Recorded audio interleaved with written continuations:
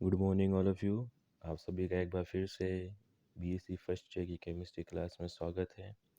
अब हम स्टार्ट करते हैं विशिष्ट अम्लीय समूह का परीक्षण। इससे पहले वाले लेक्चर्स में हमने दुर्बल अम्लीय समूह पढ़े थे, जिसमें एसीटेट, कार्बोनेट, सल्फाइड, सल्फाइट और नाइट्राइट पढ़े थे, तथा प्रबल या सांद्र अम्लीय समूह में हमने क्लोराइड, ब्रोमाइड, आयोडाइड, फ्लोराइड और ऑक्जेलेट और नाइट्रेट के बारे में पढ़ा था। अब हैं विशिष्ट अम्लीय समूह। विशिष्ट अम्लीय वे समूह होते हैं जो तनु या सांद्र एस्टोसोफोर के साथ क्रिया नहीं करते।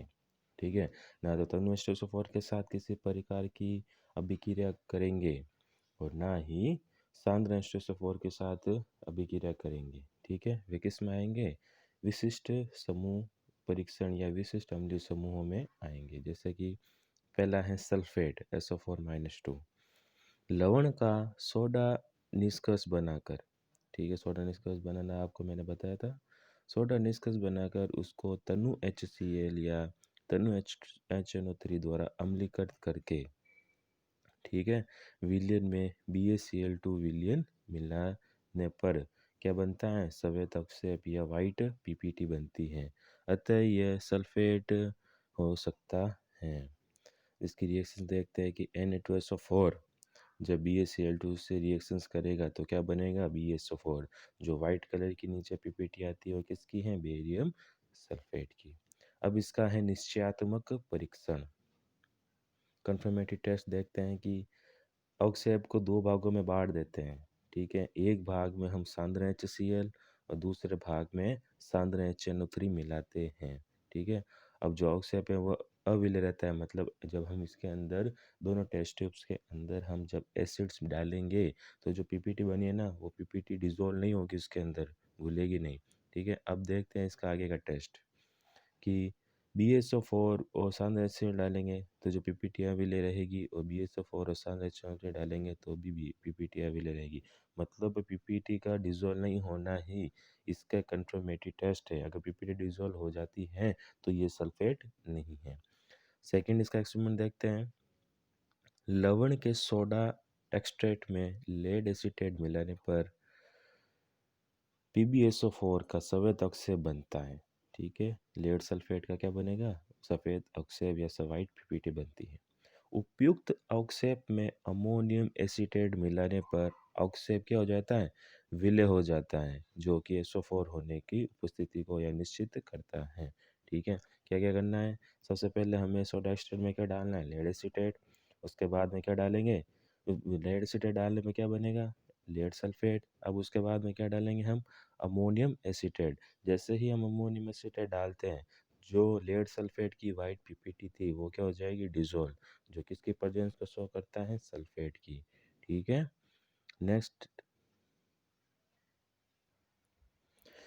नेक्स्ट हमारा टॉपिक है बाधक मूलकों का परीक्षण, इंटरफेरिंग रेडिकल्स का परीक्षण। इंटरफेरिंग रेडिकल्स हमने पहले पढ़े थे, जैसे कि फॉस्फेट, बोरेट, ऑक्जेलेट और फ्लोराइड। ठीक है, बाधक मूलक वे होते हैं जो सारे मूलकों के रेडिकल जब हम फाइंड आउट करते हैं तो सेकंड ग्रुप के बाद में ये इंटरफेयर करते हैं।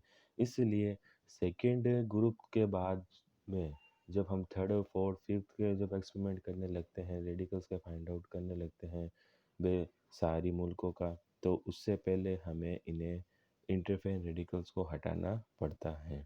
देखते हैं कि वे अम्लीय मूलक जो सारे मूलकों के द्वितीय समूह के बाद, ठीक है, सेकंड ग्रुप तक ये किसी प्रकार का इंटरफेयर नहीं करेंगे, सेकंड के बाद में करेंगे। ठीक है, द्वितीय समूह के बाद बाधा उत्पन्न करते हैं, उन्हें बाधक मूलक कहते हैं। जैसे कि फॉस्फेट, बोरेट, ऑक्जेलेट और फ्लोराइड। ये बाधक मूलक सारे समूह के द्वितीय समूह तक बाधा उत्पन्न नहीं करते। ठीक है, इसको हम सम आयन प्रभाव के आधार पर समझ सकते हैं, कॉमन आयन इफेक्ट। ठीक है, इस यूनिट का इम्पोर्टेंट टॉपिक है जो हम आगे ब्रीफली डिस्कस करेंगे। ठीक है, अब इसके अंदर हम इसको थोड़ा सा समझ लेते हैं कि कॉमन आयन प्रभाव क्या होता है, और ये द्वितीय समूह के बाद ही इंटरफेरिंग रेडिकल्स हैं जो कि बाधा उत्पन्न क्यों करते हैं, उससे पहले क्यों नहीं करते। द्वितीय समूह तक अम्लीय माध्यम होता है। ठीक है, जहाँ बाधक मूलक BO3 माइनस बोरेट हैं जो कि HCl से अभिक्रिया करके क्या बना लेता है, बोरिक एसिड या H3BO3 बना लेता है। बोरिक अम्ल का आयनन निम्न प्रकार का होता है, मतलब बोरिक एसिड जब डिसोसिएट होगा विलयन के अंदर, ठीक है, तो आयनाइजेशन इसका कैसे होगा कि H3BO3 जब टूटेगा तो क्या निकलेंगे, 3 तो H प्लस आयन और क्या एक बोरेट आयन। अब इसके ऊपर जब हम लॉ ऑफ मॉस एक्शन द्रव्य अनुपाती नियम अप्लाई करें तो क्या होगा कि के बराबर 3 तो H प्लस आयन एक बोरेट आयन निकलेंगे, ठीक है। अगर दूसरा देखते हैं अपन HCl का, क्योंकि द्वितीय समूह तो कौन सा माध्यम है, HCl अम्लीय माध्यम है, तो उसके अंदर HCl होता है, ठीक है। तो HCl भी किसके अंदर डिसोसिएट होता है, एक तो H प्लस के अंदर और एक Cl माइनस के अंदर आयन के अंदर, ठीक है। तो यहाँ पर जो हम देख रहे हैं कि ऊपर और दोनों रिएक्शंस के अंदर क्या है कि H प्लस आयन है जो कि कॉमन है, ठीक है। यही इफेक्ट कॉमन आयन इफेक्ट प्रदर्शित करेगा। देखते हैं कि समीकरण 1 व 3 के अनुसार, ठीक है, फर्स्ट और थर्ड दोनों को देख लीजिए एक बार फिर से। फर्स्ट और थर्ड के अनुसार दोनों में H प्लस आयन समान है, अतः सम आयन प्रभाव के कारण K का मान, डिसोसिएशन कांस्टेंट का K का मान स्थिर रखने के लिए साम्य इक्विलिब्रियम किस तरफ हो जाएगा, पस दिशा बैकवर्ड डायरेक्शन के अंदर, जो इक्विलिब्रियम है वो बैकवर्ड डायरेक्शन के अंदर ट्रांसफर हो जाता है। इस कारण बी बोरेट H3BO3 का अपघटन कम हो जाता है, अतः विलयन में BO3-3 आयनों की संख्या कम रहती है। इसी कारण द्वितीय समूह तक के धनायनों का बोरेट के रूप में अवक्षेपण नहीं होता और H3BO3 विलयन अवस्था में रहता है, ठीक है। क्योंकि द्वितीय समूह के बाद में जब क्षारीय माध्यम स्टार्ट होगा तो H3BO3 अधिक मात्रा में बनेगा और विलयन में यह इंटरफेयर करने लग जाएगा, जो दूसरे क्षारीय मूलक उपस्थित होंगे उनके साथ यह अभिक्रिया करेगा और अपनी उपस्थिति शो करेगा। तृतीय समूह से विलयन में क्षारीय माध्यम हो जाता है, क्योंकि NH4OH मिलाया जाता है। NH4OH है जो कि तीसरे समूह का ग्रुप रिएजेंट है, ठीक है। आगे हम स्टडी करेंगे जब हम क्षारीय मूलक का अध्ययन करेंगे, ठीक है, तब बताएंगे कौन कौन से ग्रुप रिएजेंट हैं। तो द्वितीय समूह तक तो अम्लीय माध्यम रहता है, इसलिए बोरेट ज़्यादा इंटरफेयर नहीं करता क्योंकि इसका अपघटन कम हो जाता है। तृतीय समूह से विलयन में क्षारीय माध्यम हो जाता है, क्योंकि NH4OH मिलाया जाता है। इसको समझ लेते हैं कि NH4OH इसमें डिसोसिएट हो रहा है NH4 प्लस और OH माइनस के अंदर। समीकरण 4 से प्राप्त OH माइनस आयन समीकरण 1 से प्राप्त H प्लस आयन से परस्पर क्रिया करके क्या बना लेंगे, जल बना लेंगे, ठीक है। इस प्रकार समीकरण 1 से विलयन में, मतलब बोरेट वाले के डिसोसिएशन की जो इक्वेशंस थी, H3BO3 डिसोसिएट हो रहा था जिसमें 3 हाइड्रोजन आयन और एक बोरेट आयन निकल रहा था। समीकरण 1 से विलयन में H प्लस आयनों की कमी हो जाती है, ठीक है। अतः K का मान स्थिर रखने के लिए, ठीक है, साम्य इक्विलिब्रियम फॉरवर्ड डायरेक्शन में स्थानांतरित हो जाता है। इस कारण विलयन में बोरेट आयनों की संख्या बढ़ जाती है। क्यों बढ़ रही है, क्योंकि ऊपर वाले में जब हमने देखा अम्लीय माध्यम था, ठीक है, तो H3BO3 ज़्यादा डिसोसिएट नहीं हो रहा था, तो बोरेट आयन हैं जो कि फ्री नहीं थे, वो आपस से रिएक्शंस करके H3BO3 बना रहे थे, लेकिन इसके अंदर जो OH माइनस आयन जो NH4OH से फ्री हुआ है वो H3BO3 के H प्लस आयन से रिएक्शंस करके क्या बना लेगा, जेल बना लेगा, जिससे कि बोरेट आयन हैं जो कि विलयन के अंदर फ्रीली मूव करेंगे और वो दूसरे रेडिकल्स के साथ अभिक्रिया करने की कोशिश करेंगे, ठीक है। अतः BO3-3 आयनों तथा तृतीय समूह व आगे वाले धातु आयनों के सांद्रता गुणनफल, ठीक है, कोई KSP कहते हैं, जिससे अधिक हो जाता है, ठीक है। मतलब KSP किसका ज़्यादा हो जाएगा यहाँ पर, BO3-3 का, ठीक है। इस कारण तृतीय व आगे आने वाले, ठीक है, थर्ड वर्ड फोर्थ फिफ्थ वाले आगे आने वाले समूह के धातु आयन बोरेट के रूप में अवक्षेपित हो जाते हैं, मतलब वो बोरेट के साथ रिएक्शंस करके वहीं पे अपनी उपस्थिति शो कर देंगे, जिससे कि कंफ्यूजन क्रिएट होता है कि कौन सा रेडिकल है, थर्ड का है, फोर्थ का है या फिफ्थ का है। यही कारण है कि बाधक मूलकों को तृतीय समूह के परीक्षण से पहले हटा दिया जाता है। अगर इन्हें हम इंटरफेयर रेडिकल्स को अगर हम अलग नहीं करेंगे तो थर्ड और फोर्थ वाले रेडिकल्स के जो बाद वाले रेडिकल्स के हम फाइंड आउट करेंगे तो ये उसके अंदर क्या करेंगे, इंटरफेयर करना शुरू करेंगे। अब हैं बाधक मूलकों का परीक्षण, देखते हैं कि ऑक्जेलेट का परीक्षण कैसे कर सकते हैं। ठीक है,